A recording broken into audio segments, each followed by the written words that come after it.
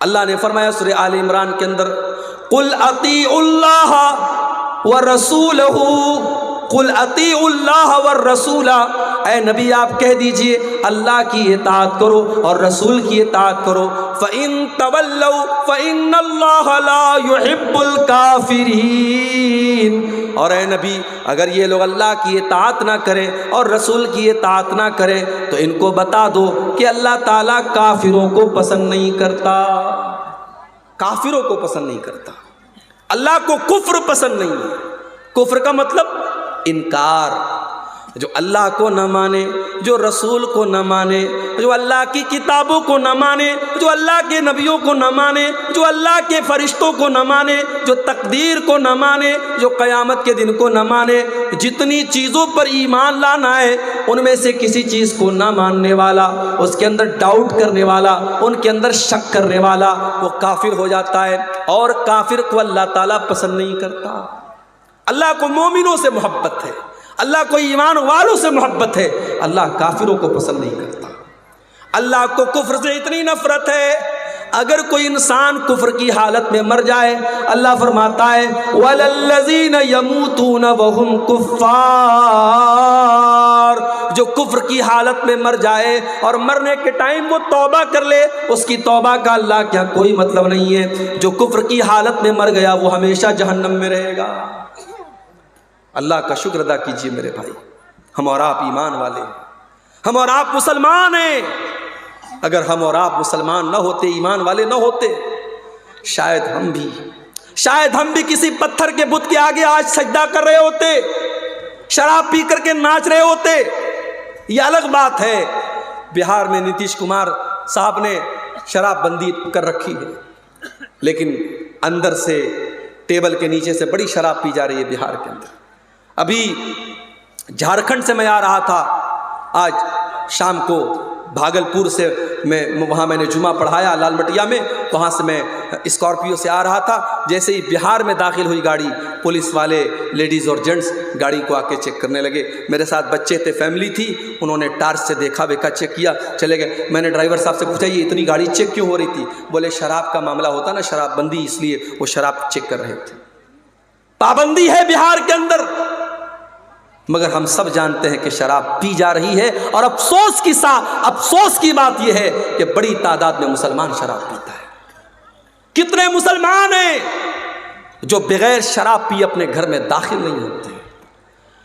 نتیش کمار کے ڈر سے کتنے لوگوں نے شراب پینا بند کر دیا۔ میرے پیارے ساتھیوں، اللہ کے ڈر سے مسلمان شراب پینا بند نہ کر پایا۔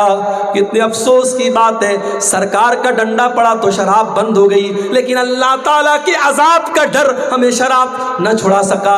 1400 سال پہلے کے حالات دیکھو، جب اللہ تعالیٰ نے قرآن کی آیت نازل کی کہ اے ایمان والو انما الخمر والمیسر والانصاب والازلام رجس من عمل الشیطان، اے ایمان والو یہ شراب کا پینا، یہ جوا کا کھیلنا، یہ پانسے کے تیر کے ذریعے قسمت کا حال معلوم کرنا، یہ غیر اللہ کے آستانے پر جانوروں کو ذبح کرنا، یہ سب گندے کام ہیں، شیطان کے کام ہیں۔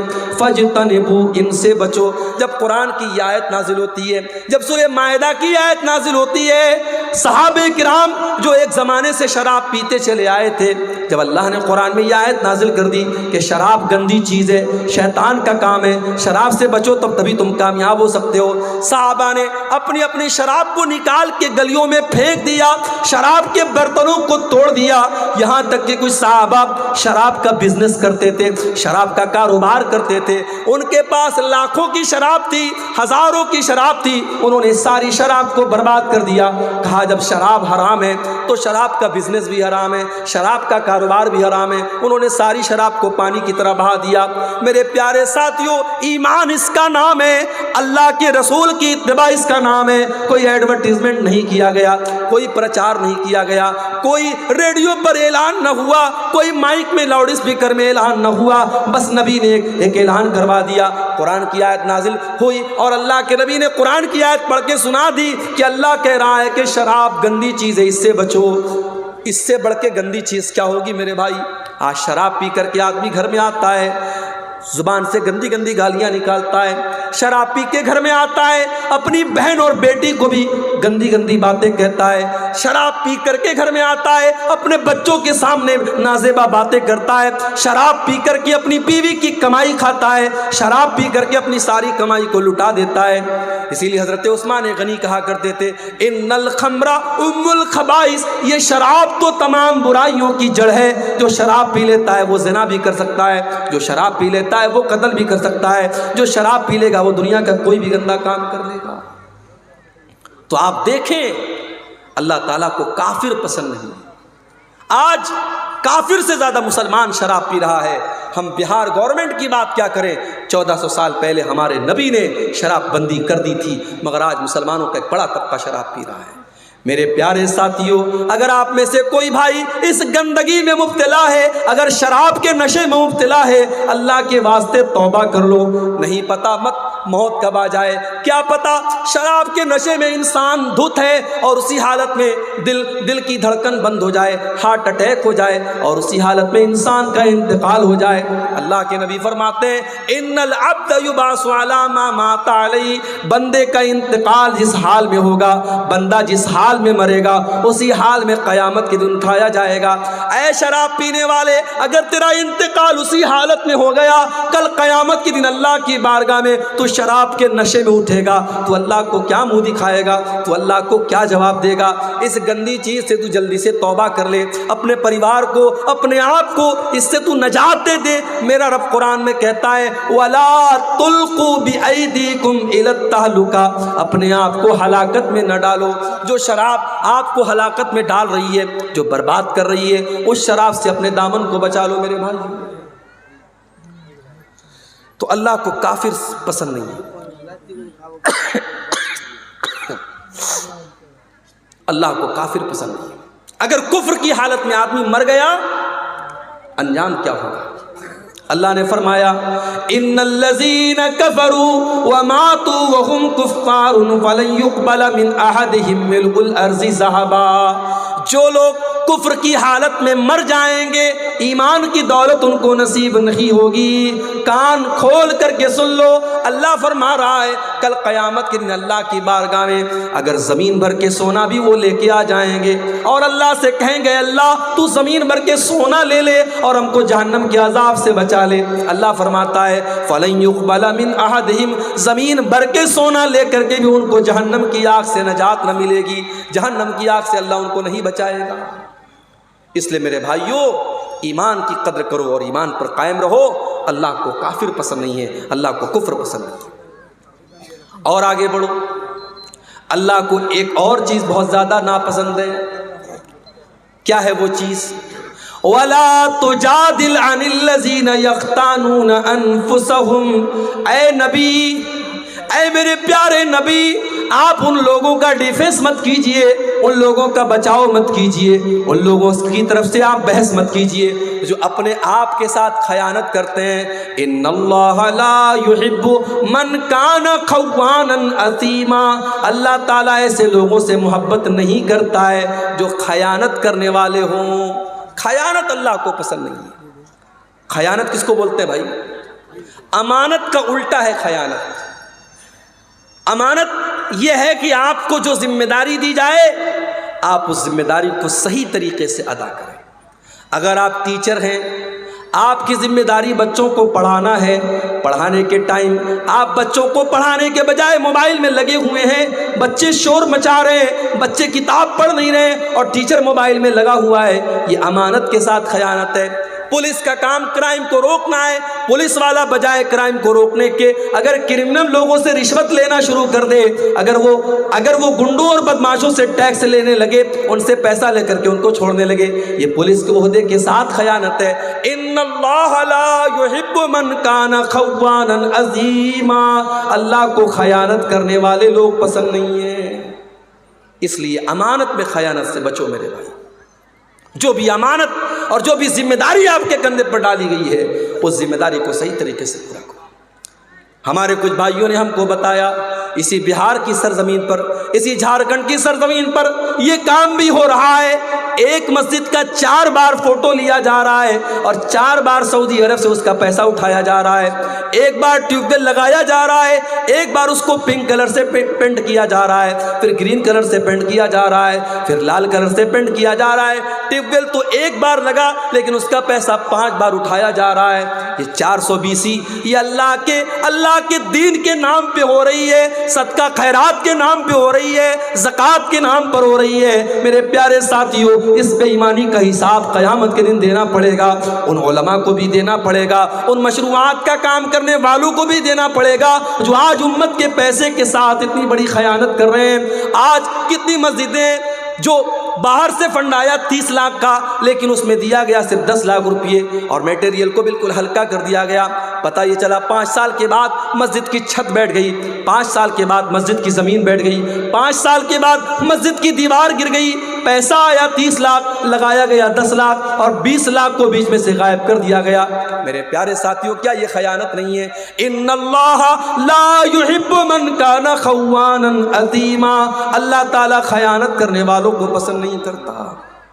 اور ایک بات اور کہنا چاہتا ہوں, یہاں بہت سارے ہمارے بزرگ بھائی بھی بیٹھے ہیں, اولاد والے بیٹھے ہیں, ہماری کچھ مائیں بھی بیٹھی ہوں گی. وہ مائیں ہیں جن کی گھر میں بیٹیاں ہیں. اگر آپ ایک بیٹی کی ماں ہیں, اگر آپ ایک بیٹے کے باپ ہیں, یہ بیٹے اور بیٹی بھی آپ کے کندھے پر اللہ کی امانت ہے. اللہ نے اگر آپ کو اولاد دیا ہے, اللہ اولاد کے بارے میں سوال کرے گا. اللہ کے نبی فرماتے ہیں کلکم راع و کلکم مسئول عن رعیتہ, او لوگو تم سب کے سب ذمہ دار ہو اور تم سے تمہاری ذمہ داری کے بارے میں سوال کیا جائے گا. فالرجل راع علی اہل بیتہ, انسان اپنے گھر والوں کا ذمہ دار ہے, اپنی فیملی کا ذمہ دار ہے, اپنے پریوار کا ذمہ دار ہے, اور انسان سے اس کے پریوار کے بارے میں سوال کیا جائے گا. والمرأۃ راعیۃ علی بیت زوجہا, اور عورت اپنے گھر کی ذمہ دار ہے.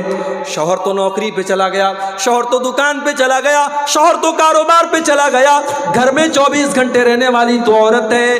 گھر میں جوان بیٹی کس سے باتیں کر رہی ہے, رات کو کہاں 2-2 بجے تک موبائل پہ لگی ہوئی ہے, رات کو وہ کہاں جا رہی ہے. آج اگر ماں اس بات کی پرواہ نہیں کرتی اور بیٹی رات رات بھر غیر محرموں سے چیٹنگ کر رہی ہے, کان کھول کر کے سن لو میری ماؤں, بیٹی تو گنہگار ہوگی, بیٹی کی ماں کو بھی اللہ کا حساب دینا پڑے گا. ان اللہ لا يحب من کان خوانا اثیما, اللہ تعالیٰ کو خیانت کرنے والے پسند نہیں ہیں. اور آگے بڑھیے, اللہ کو ایک اور چیز بہت ناپسند ہے, اور وہ چیز ہے اسراف, حد سے تجاوز کرنا. یا بنی آدم خذوا زینتکم عند کل مسجد, اے آدم کے بیٹو, جب تم مسجد میں جایا کرو, جب تم نماز پڑھنے جایا کرو تو اپنی زینت کو اپنا لیا کرو. لوگ اکثر یہ سوال کرتے ہیں, شیخ صاحب نماز میں ٹوپی کا لگانا کیسا ہے؟ بھائی صاحب ٹوپی کا لگانا فرض نہیں ہے, ٹوپی کا لگانا واجب نہیں ہے, ٹوپی کا لگانا سنت نہیں ہے, مگر ٹوپی ہمارے کلچر کا ایک حصہ ہے. ہمارے دیش میں, ہمارے ملک میں مسلمان کی پہچان ہوتی ہے ٹوپی سے. ہمارے کلچر کا, ہماری سنسکرتی کا, ہماری تہذیب کا ایک حصہ ہے. آپ شادی میں ٹوپی لگا رہے ہیں, آپ جنازے میں ٹوپی لگا رہے ہیں, اور مسجد میں آپ آتے ہیں تو جان بوجھ کے آپ کھلے سر نماز پڑھ رہے ہیں. یہ مناسب نہیں ہے. اللہ قرآن میں کہتا ہے یا بنی آدم خذوا زینتکم عند کل مسجد, اے بنی آدم, اے آدم کی اولاد, جب تم مسجد میں جایا کرو, جب تم نماز پڑھنے جایا کرو تو اپنی زینت کو اپنا لو. ایسا لباس پہنو جس لباس کو پہن کر کے تم اچھے لگو. بھائی نماز تو بنیان میں بھی ہو جائے گی. اگر مرد کا ناف سے لے کر کے گھٹنے تک کا حصہ ڈھکا ہوا ہے اور کندھا ڈھکا ہوا ہے تو نماز تو ایسے بھی ہو جائے گی. مگر آپ بنیان پہن کے اور ایک چھوٹا سا گمچھا باندھ کر کے مسجد میں آئیں, یہ مناسب نہیں ہے. آپ اس ڈریس میں آئیں جو آپ کی بہترین ڈریس ہے, جس ڈریس میں آپ اچھے لوگوں کے پاس اٹھتے ہیں, بیٹھتے ہیں. اللہ کہہ رہا ہے اے آدم کی اولاد, جب تم مسجد میں آؤ تو اپنی زینت کو اپنا لو. وَكُلُوا وَاشْرَبُوا, اور خوب کھاؤ خوب پیو.